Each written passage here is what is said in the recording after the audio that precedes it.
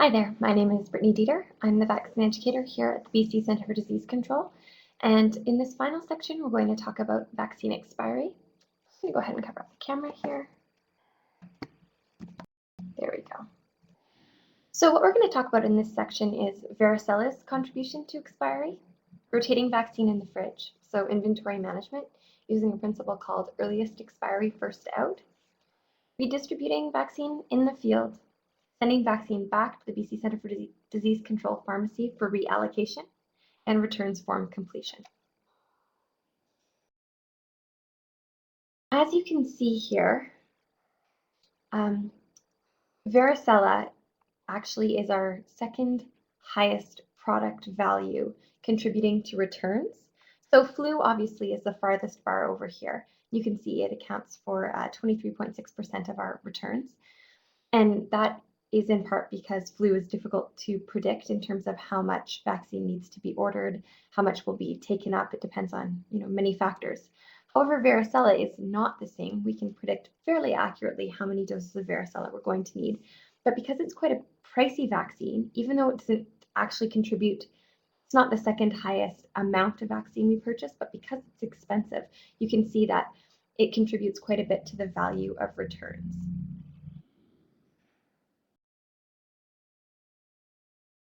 In terms of inventory management, I know we've always used first in, first out as our watchword for all vaccine management in the fridge. And of course, this principle has a lot of merit, but something that I want to just point out is another system called earliest expiry first out. And what that takes into account is that there's a possibility, a good possibility, depending on supply issues, etc., that you may have some vaccine that comes in after, say you have 2 shipments of hepatitis B vaccine.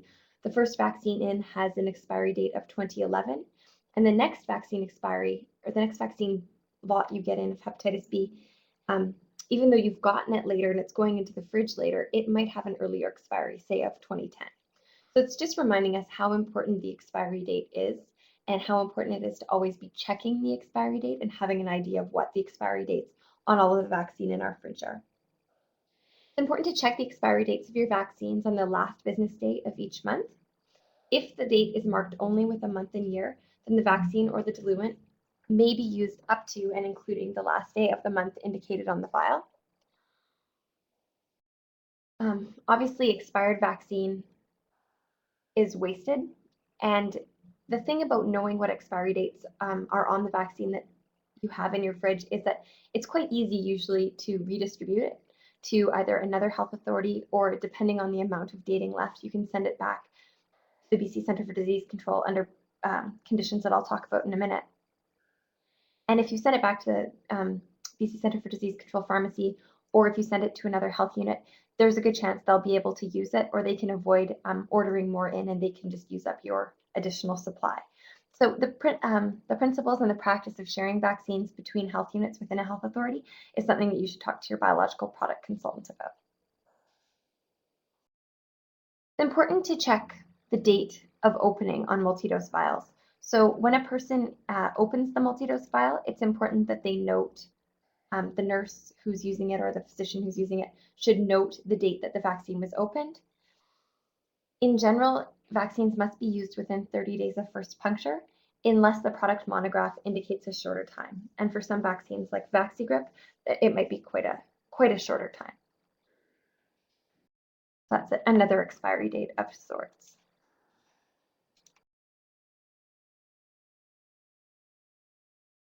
Redistribution, why should we do it? How can we do it? Vaccines are expensive and they can be a scarce resource. We've had some difficulty with flu vaccine, you might remember during the pandemic, with getting that resource in. We've had some difficulty with hepatitis B in terms of keeping a consistent flow of vaccine coming from manufacturers. So you can imagine that if some vaccine is just sitting in your fridge and it's about to expire, and we have a situation where another health unit right next to you might be ordering vaccine and being told that they can't get any in, it's important that the vaccine that's sitting in the health unit that has tons of it isn't going to be able to use it, it's going to expire there. It's important that they're in communication with other health units so that they can ship that vaccine that's about to expire to the health unit that can't get a supply from the manufacturer. If the vaccine is identified as unlikely to be used before its expiry, it can be moved within a health authority or within the province. And as I said, everyone wins. Certain requirements, of course, must be met to ensure that redistributed vaccine is safe. If you're sending vaccine back to the BC Centre for Disease Control, then you're going to fill out something that's called a biologicals return and redistribution form. And the points that are most important on this form, which I'll show you in a second, is that the cold chain obviously needs to have been maintained between 2 and 8 the entire time. And so that means that you can guarantee that the vaccine was sitting in a monitored fridge, monitored in the morning, monitored in the afternoon, and that there was no breaks within that time. You need to be able to say that the vaccine was received directly from the Centre for Disease Control and remained at your site. It needs to be in original packaging, sealed, unopened, and used, in a safe and secure storage site. So that basically means that it's not in an area that the public would have access to. It's in a separate area. It's in a locked room. Only staff would have access to that vaccine. Temperature needs to be recorded twice daily to make sure that the cold chain has been maintained. And finally, it needs to have at least 3 months dating prior to expiry. And you can imagine why it might take a while for the truck to come and pick that vaccine up. It'll take some time for it to come back to Vancouver to the Centre for Disease Control Pharmacy, and then it's going to take some time to get shipped out again. So if it doesn't have at least 3 months dating on it, it's not going to be able to be redistributed within the province in a timely fashion. All right. So here is the form that I was talking about. It is called the Biologicals Return and Redistribution Requirements form.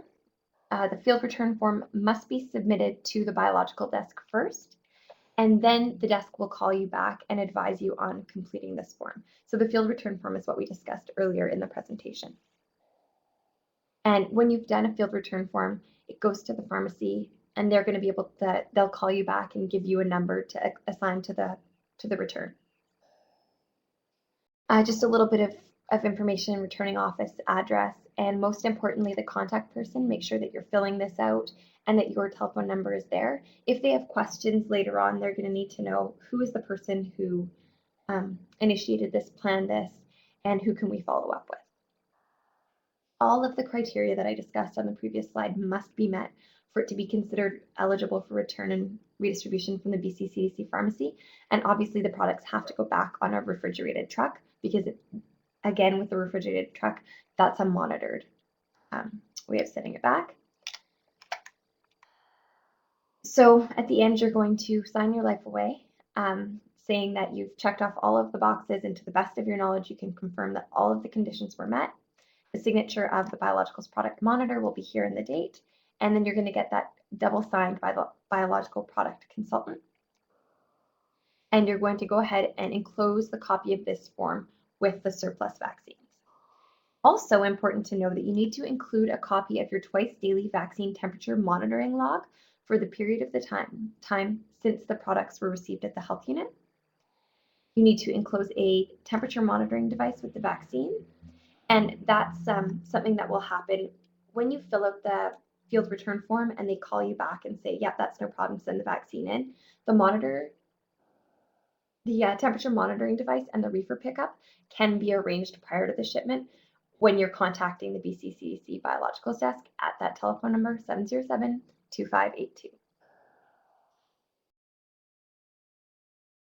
One final thing, not particularly related to expiry, but just related to the entire process of managing vaccines in the province. It's very important that the biological product monitor and biological product consultant lists are kept up to date. There's two choices for submitting the changes. One is to have your biological product forward all changes directly to Genie over electronically. So there's a spreadsheet that your biological product consultant will be aware of. And whenever there's a change, you can reflect it in different color, email it to Jeannie, and she'll update the hard copy master, or the person can email Jeannie directly with the following information. And mostly this is important when staff changes or when roles change. If there is an important note that has to be sent out quickly to the biological product monitors, you can imagine that having an up-to-date email list is absolutely essential for you to get things like resources, and also things like recalls of a certain lot. It will go out other ways, but this is an additional way of finding out that information. Finally, I'd like to say thank you very much from the Vaccine Wastage Reduction Working Group, the immunization team here at BC-CDC, and Vaccine and Pharmacy Services here at BC-CDC. The work that you guys do in the field is so important to all of the people of British Columbia and to us, and it ensures that all of the nurses are giving safe, and physicians are giving safe vaccine to their clients, and effective vaccine to their clients. You can contact Cheryl McIntyre here or myself, Brittany Dieter, and you'll find me in the global directory. Thank you very much.